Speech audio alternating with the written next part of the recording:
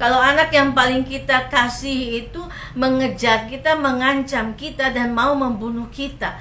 Absalom ini sedang mengadakan kudeta, ingin merebut kembali tahta Daud. Dan Daud dikejar-kejar oleh Absalom sampai Daud bersembunyi di padang gurun Yehuda. Kita melihat dalam kekelaman hidup yang dialami Daud, inilah waktu yang paling kelam baginya. Di padang gurun ia bersembunyi karena anaknya ingin mencabut dan mengakhiri nyawanya.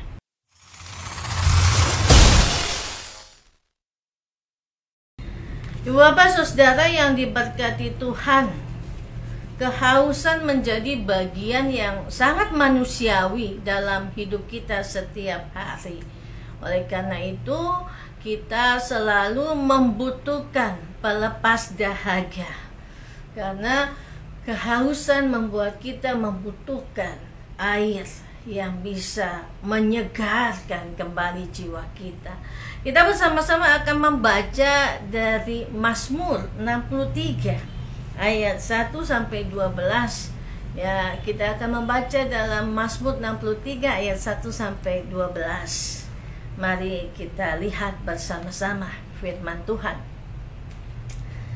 Mazmur 63 ayat 1 sampai 12. Mazmur Daud ketika ia ada di padang gurun Yehuda. Ya Allah, Engkaulah Allahku. Aku mencari Engkau. Jiwaku haus kepadamu. Tubuhku rindu kepadamu. Seperti tanah yang kering dan tandus tiada berair, demikianlah aku memandang kepadamu di tempat kudus, sambil melihat kekuatanmu dan kemuliaanmu. Sebab kasih setiamu lebih daripada hidup, bibirku akan memegahkan Engkau. Demikianlah aku mau memuji Engkau seumur hidupku dan menaikkan tanganku demi namamu. Seperti dengan lemak dan sumsum jiwaku dikenyangkan, dan dengan bibir yang bersorak-sorai mulutku memuji-muji. Apabila aku ingat kepadamu di tempat tidurku, merenungkan Engkau sepanjang kawah malam. Sungguh Engkau telah menjadi pertolonganku, dan dalam naungan sayapmu aku bersorak-sorai. Jiwaku melekat kepadamu, tangan kananmu menopang aku. Tetapi orang-orang yang berikhtiar jahat mencabut nyawaku, akan masuk ke bagian-bagian bumi yang paling bawah. Mereka akan diserahkan kepada kuasa pedang. Mereka akan menjadi makanan anjing hutan. Tetapi raja akan bersukacita di dalam Allah. Setiap orang yang bersumpah demi dia akan bermegah, karena mulut orang-orang yang mengatakan dusta akan disumbat. Demikian firman Tuhan bagi kita semua malam hari ini. Jiwa yang haus akan merindukan kasih setia Allah. Ya. Tadi saya katakan saudara bahwa hal yang manusiawi dialami oleh setiap orang adalah kehausan. Coba kita bayangkan ketika kita berada di padang gurun, ya, kita akan berusaha mencari setetes air, ya, seteguk air. Ya. Padang gurun adalah tempat di mana orang mengalami banyak penderitaan dan pengembaraan dalam siara hidupnya. Dan kehausan sesuatu hal yang biasa dialami, tetapi sangat-sangat membuat tubuh kita menderita. Bacaan kita pada hari ini bicara tentang kerinduan Daud kepada Allah dalam mencari Allah. Konteks bacaan kita saudara di Mazmur 63 ini adalah tentang perjalanan hidup Daud. Kita tahu bagaimana Daud itu Dia mengalami berbagai hal dalam hidupnya. Bahkan dia juga mengalami satu pelanggaran yang besar, sehingga Allah juga memberikan kepadanya ya sebuah peringatan-peringatan untuk dia mengingat kembali. Walaupun Daud mengalami berbagai kebaikan Allah dalam hidupnya. Cerita konteks pada saat ini adalah ketika Daud bersembunyi di padang gurun Yehuda. Daud lari, dia bersembunyi dari Absalom. Siapa itu Absalom, saudara? Absalom adalah anaknya Daud, anak yang paling dikasihi Daud. Coba Anda bayangkan ya, kita membayangkan kalau anak yang paling kita kasih itu mengejar kita, mengancam kita, dan mau membunuh kita. Absalom ini sedang mengadakan kudeta, ingin merebut kembali takhta Daud. Dan Daud dikejar-kejar oleh Absalom sampai Daud bersembunyi di padang gurun Yehuda. Kita melihat dalam kekelaman hidup yang dialami Daud, inilah waktu yang paling kelam baginya. Di padang gurun ia bersembunyi karena anaknya ingin mencabut dan mengakhiri nyawanya. Dia terancam luar biasa dalam kehidupannya. Dalam kekelaman ini Daud mencari Tuhan. Daud mencari hadirat Tuhan. Dia ingin menemui Tuhan. Dan dia menyadari betapa Tuhan menghargainya di tengah kekelaman. Ayat 1-2 bacaan kita Mazmur 63 mengatakan, Ya Allah, Engkaulah Allahku. Aku mencari Engkau, jiwaku haus kepadamu. Tubuhku rindu kepadamu, seperti tanah yang kering dan tandus, tiada berair. Demikianlah aku memandang kepadamu di tempat kudus, sambil melihat kekuatan dan kemuliaan. Saudara yang diberkati Tuhan, Ya Allah, Engkaulah Allahku. Aku mencari Engkau, jiwaku haus kepadamu. Itulah yang disampaikan Daud. Tubuhku rindu kepadamu. Rasa haus adalah satu hal yang sangat-sangat menyiksa dalam hidup setiap orang. Mengapa kita haus? Karena kita membutuhkan air. Kita membutuhkan sesuatu yang melegakan, menyegarkan dahaga kita. Rasa haus itu membuat manusia ada dalam berbagai persoalan yang membuatnya harus terus mencari dan mendapatkan. Nah, kenapa Daud katakan jiwaku haus kepadamu? Ya, bukan saja tubuhnya yang haus, tapi jiwaku dan tubuhku rindu kepadamu. Kebutuhan akan Tuhan, lahir dan batin, jasmani dan rohani. Daud membutuhkan Tuhan.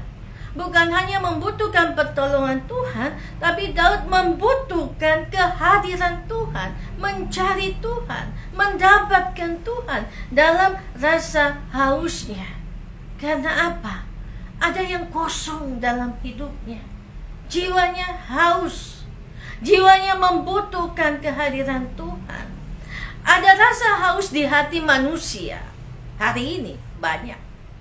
Karena kadang-kadang saudara, kita merasa ada yang kosong nih di hati kita. Ya, hidup jalan dengan segala sesuatu yang kita punya. Kita berkecukupan, kita bisa menikmati hidup, tapi ada yang kosong ya. Ada yang hilang dalam hidupku. Dan mencari yang kosong itu hanya bisa diisi oleh Tuhan. Rasa haus itu hanya bisa diisi oleh Tuhan. Dan mencari Tuhan membuat kita mendapatkan kelegaan. Ya. Bapak Ibu Saudara, saya pernah mengalami satu kekosongan yang luar biasa dalam hidup saya, dalam jiwa saya. Saya hamil, ya. Dan ya bagi saya itu sebuah sukacita, kebahagiaan. Tapi saya berada di padang gurun. Saya berada dalam ancaman. saya berada dalam penderitaan. Karena sukacita dapat kabar saya hamil, tapi ancaman dan padang gurun yang saya hadapi adalah saya harus bed rest total sampai 9 bulan di tempat tidur untuk menjaga supaya kandungan saya baik dan saya bisa melahirkan.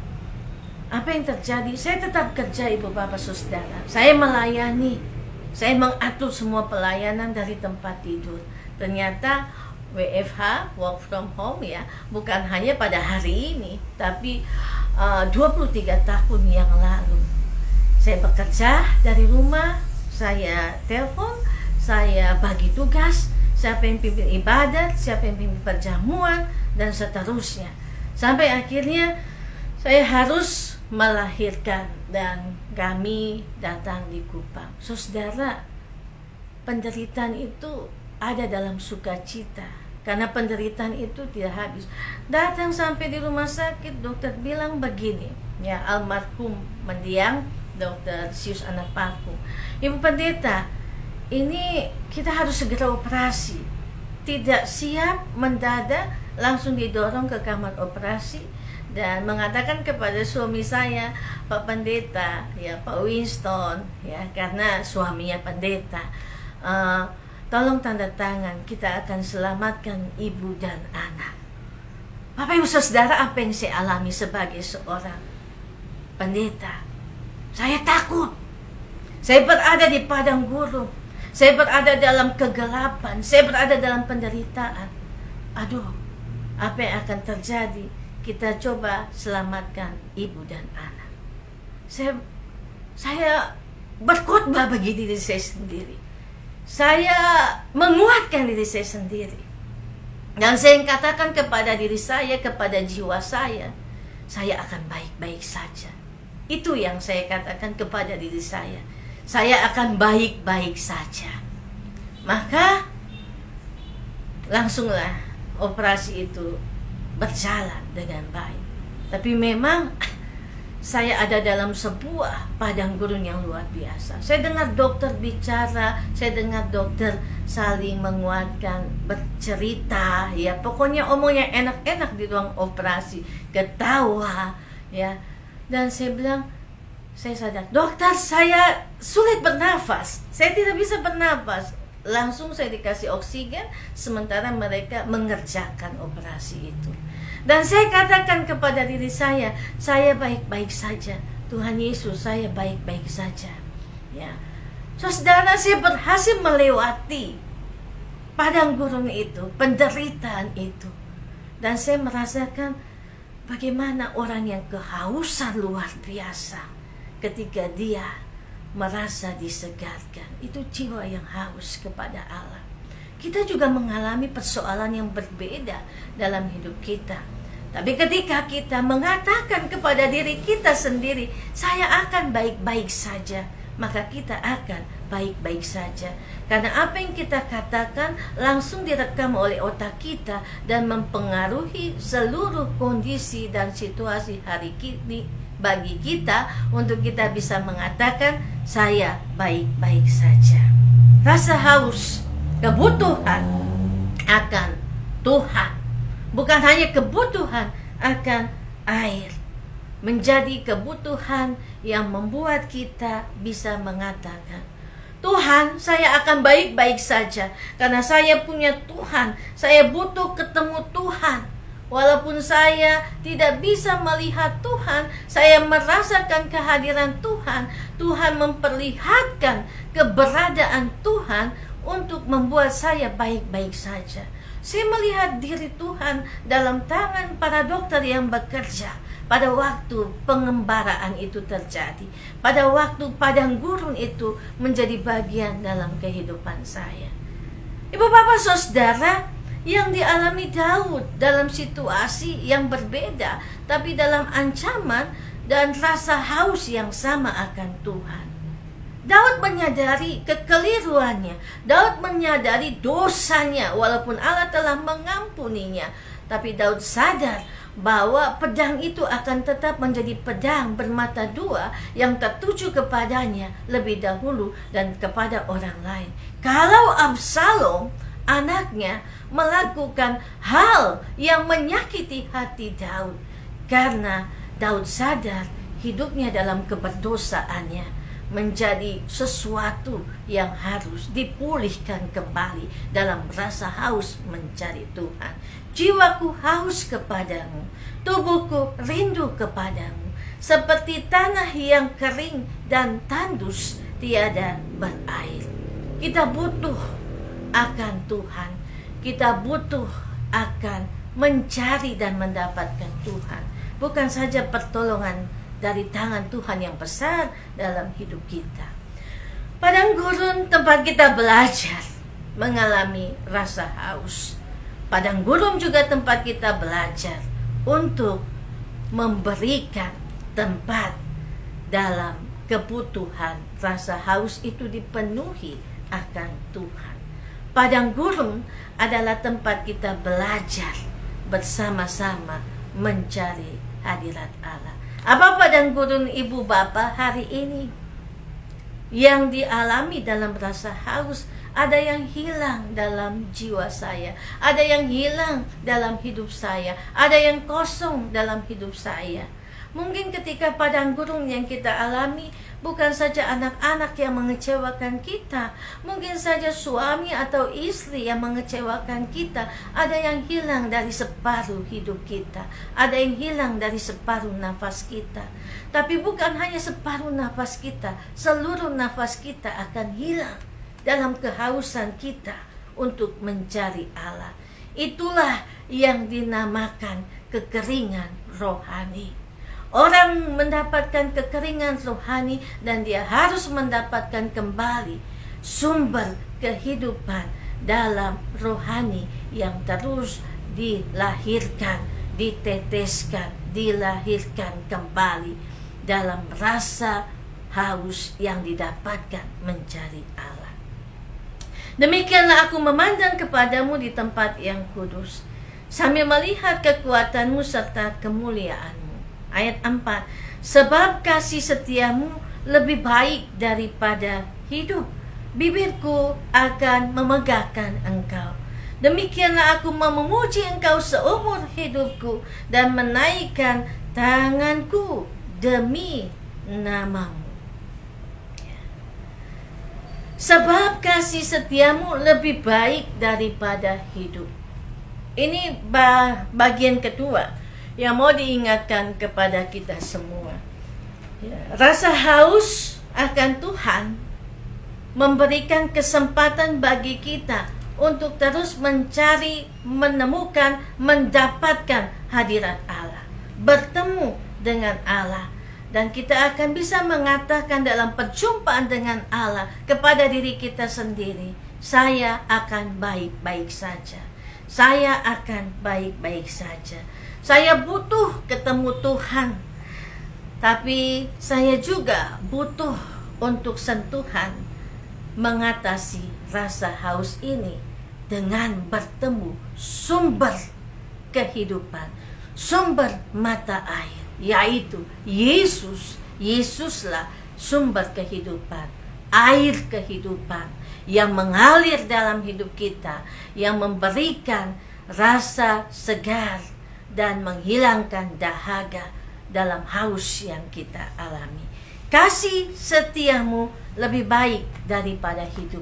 Hampir sebagian besar di dalam kitab Mazmur bicara tentang kasih setia Tuhan. Ya, kasih setia Tuhan yang begitu agung, yang begitu besar.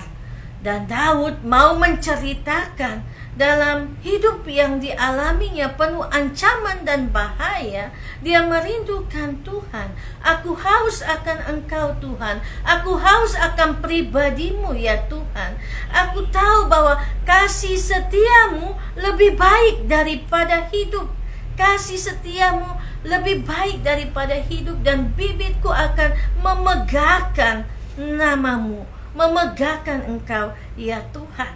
Ya, saudara, dalam perjanjian lama ya kita kembali lagi diingatkan bahwa kasih setia Tuhan menjadi satu hal yang besar yang selalu diingatkan kepada umat Israel dan kepada kita semua hari ini. Dalam bahasa Ibrani-nya, kalau kita baca di bahasa aslinya, kasih setia itu kasih setia, ya, dua kata dalam satu kalimat, kasih setia.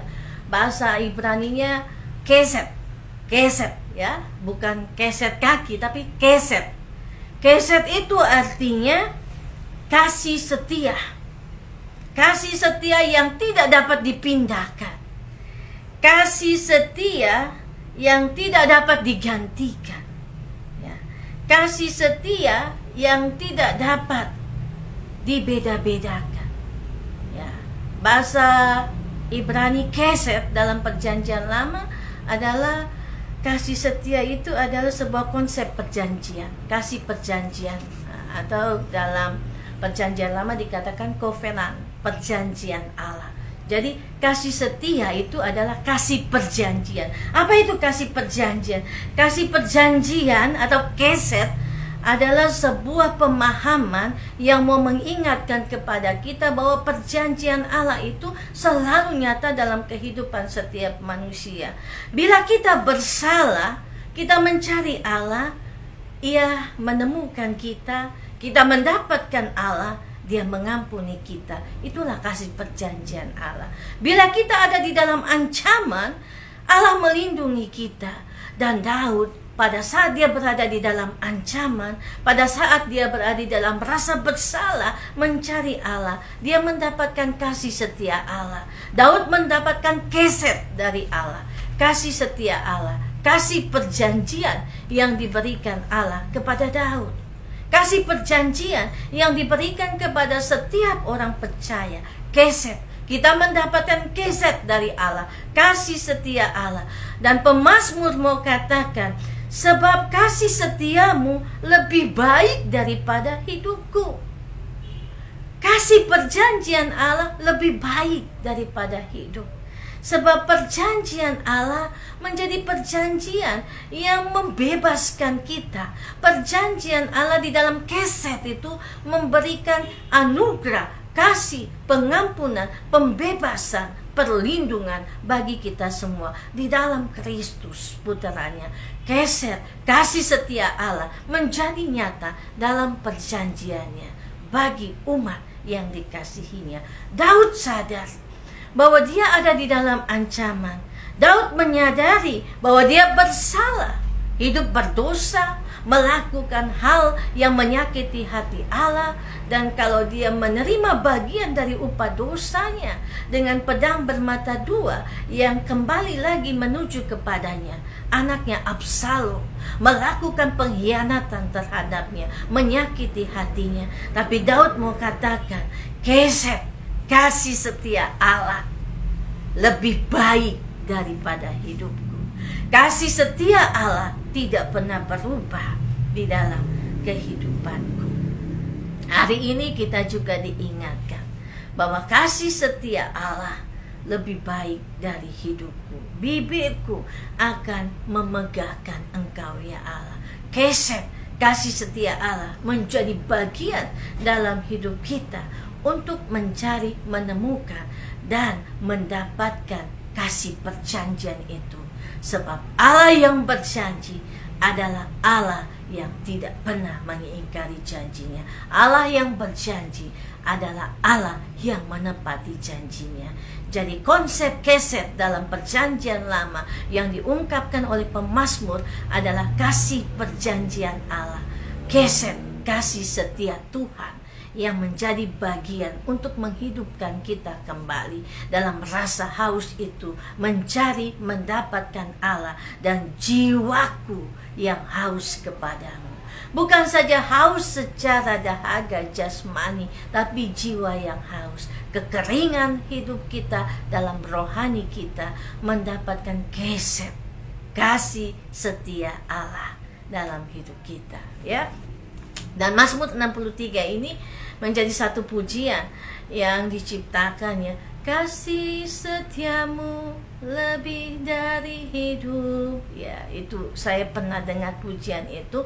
Ibu bapak bisa mendengarkan bagaimana keset kasih setia Allah menjadi bagian yang lebih daripada hidup kita. So, saudara, kita kembali lagi ke dalam apa yang diungkapkan oleh Daud. Jiwaku haus dan mencari Allah. Kehausan apa yang hari ini kita alami dalam hidup kita? Rasa haus seperti apa yang kita alami dalam hidup kita? Ketika kita sakit, kita ada di padang gurun, kita mengalami kehausan dalam jiwa kita. Ketika kita ditinggalkan, kita mengalami kehausan, ada yang kosong dalam hidupku. Ketika kita kehilangan, kita mengatakan, Tuhan ada di mana dan bagaimana mengembalikan kembali hidupku dalam hadirat Allah. Pemazmur Daud mengalami hal itu, dan dia mencari, mendapatkan, menemukan Tuhan untuk melegakan jiwanya yang haus kepada Allah, tubuhnya yang rindu kepada Allah, seperti tanah kering yang tandus tiada berair. Kita mengalami padang gurun hari ini dalam COVID-19, dalam bencana berlapis yang dihadapi NTT dan sekitarnya, badai Seroja waktu itu, La Nina dan sekitarnya. Bencana berlapis lagi, Rusia, Ukraina, invasi, dan kita juga menghadapi berbagai persoalan dengan kelangkaan yang terjadi. Karena imbasnya ada juga. Tapi kita bersyukur bangsa kita tetap menjadi bangsa yang mampu melihat keset kasih setia Allah lebih dari hidup. Kasih setia Allah yang besar dalam hidupku. Kita bisa kehilangan segala sesuatu yang kita miliki.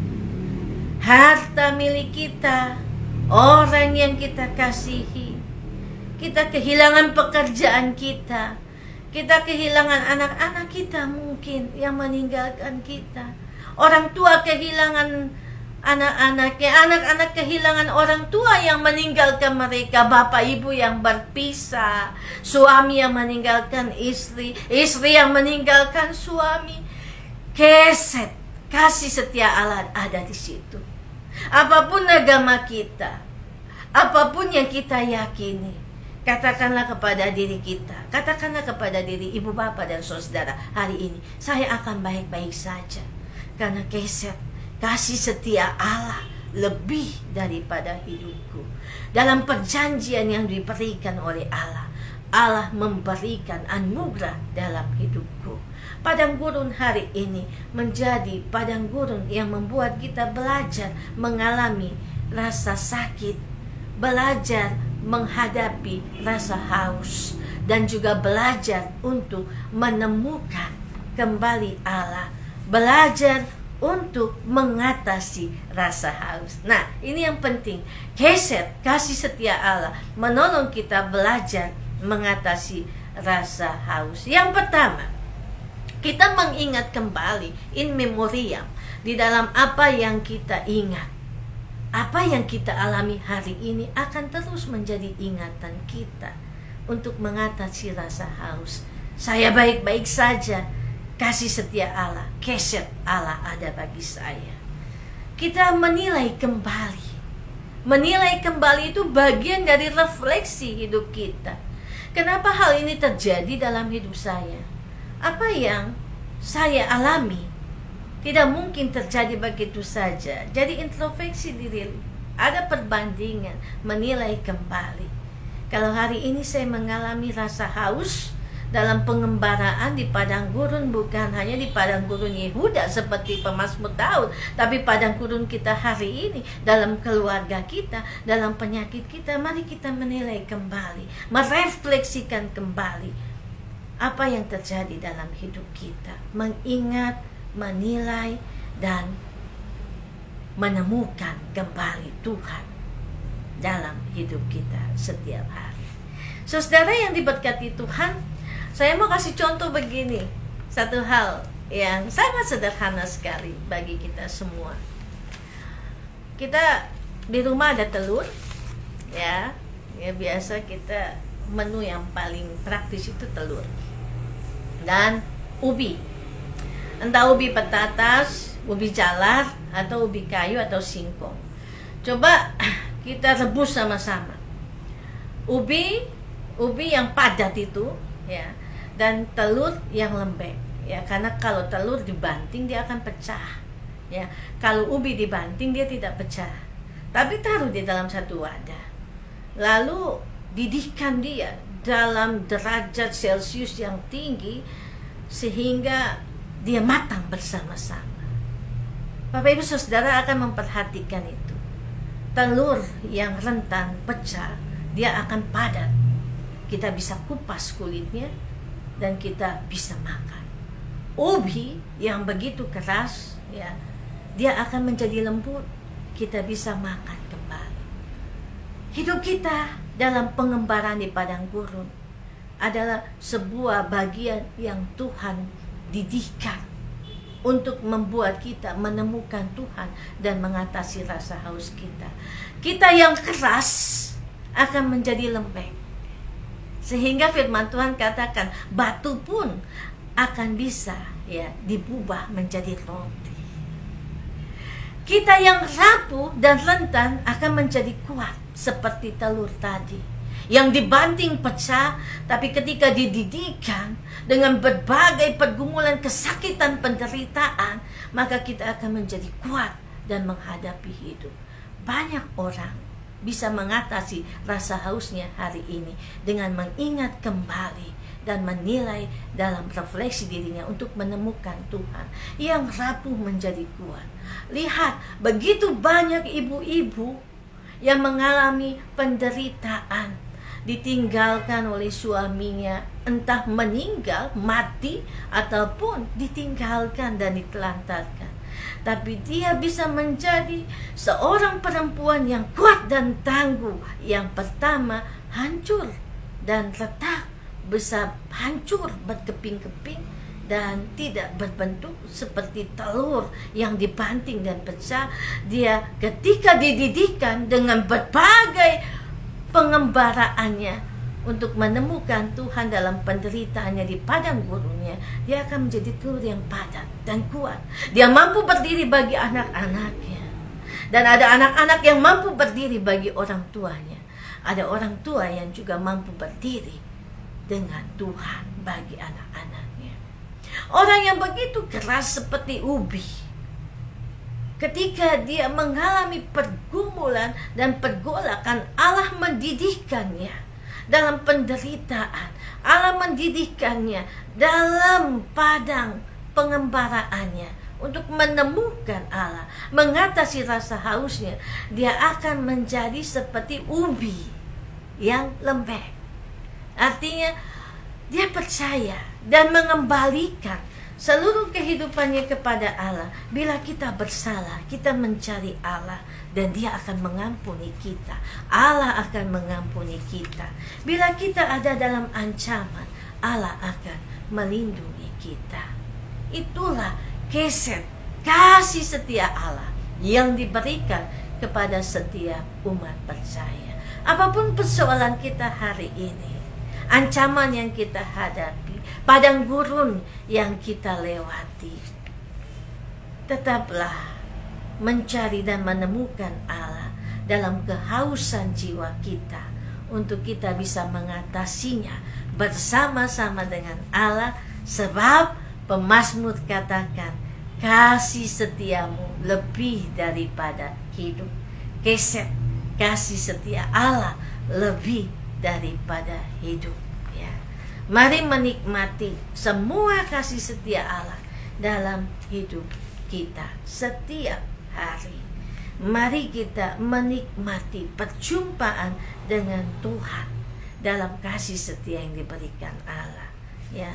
Kita mungkin punya tempat untuk mencurahkan isi hati kita ketika kita mengalami persoalan dalam hidup kita, ya, tempat yang kita sukai, yang bisa meringankan beban kita. Ada orang yang katakan, saya lagi gabut, saya suka ke pantai, saya suka menyendiri, saya mau pergi ke gunung, saya lagi gabut. Kita cari tempat yang kita sukai supaya meringankan penderitaan kita. Kita cari orang yang bisa mendengarkan curahan hati kita, curhat, ya. Tapi curhat itu tidak pernah menyembuhkan. Dia hanya sedikit melegakan kita, tidak pernah menyembuhkan, ya. Sehingga rasa haus akan Tuhan menjadi kekuatan untuk kita menemukan keset kasih setia Allah, ya. Saya membaca satu buku psikologi yang mengatakan seperti ini, bahwa hidup ini butuh keseimbangan, ya. Kita harus balance dalam hidup, butuh keseimbangan. Walaupun kita menghindari hal-hal yang mengancam hidup kita, kita akan menemui itu. Walaupun kita punya banyak tempat yang membuat kita bisa merasa nyaman, kita juga tetap hanya sebentar saja bisa bersembunyi dari segala persoalan kita. Kita mempunyai tempat untuk mencurahkan isi hati kita. Itu tidak akan menghilangkan beban kita, hanya mengurangi sedikit saja beban kita. Luka batin yang dialami, rasa haus yang dialami, karena kita merindukan Allah yang menyentuh hati kita. Dan dalam kehidupan kita setiap hari, ada banyak yang mempengaruhi hidup kita sehingga serasa hidup kita menjadi penuh, ya. Otak kita, hati kita menjadi gudang yang menyimpan segala sesuatu, tapi tidak bisa membersihkannya sendiri, ya. Semua disimpan di otak, semua disimpan di hati. Otak dan hati kita menjadi gudang, ya. Bahasa psikologinya mengatakan gudang jiwa manusia yang penuh, tapi tidak mampu untuk menyembuhkannya. Luka batin, rasa haus hanya bisa disembuhkan dalam mencari hadirat Allah dan menemukan keset kasih setia Allah. Keset itu adalah obat dari semua toksin dan racun yang akan dikeluarkan. Keset itu membuat kita mengakui rasa bersalah kita dan datang kepada Allah. Keset itu mengingatkan kita ada ancaman yang selalu kita temui, tapi Allah melindungi kita. Biarlah kita boleh diberkati dalam hidup ini, dan kita boleh terus menemukan keset kasih setia Allah untuk mengatasi rasa haus dalam jiwa kita. Mari kita berdoa dan mengucap syukur kepada Tuhan. Apapun persoalan kita hari ini, mari kita datang dalam kasih setia Allah, kasih perjanjian yang membuat kita menjadi anak-anak perjanjian. Puji nama Tuhan.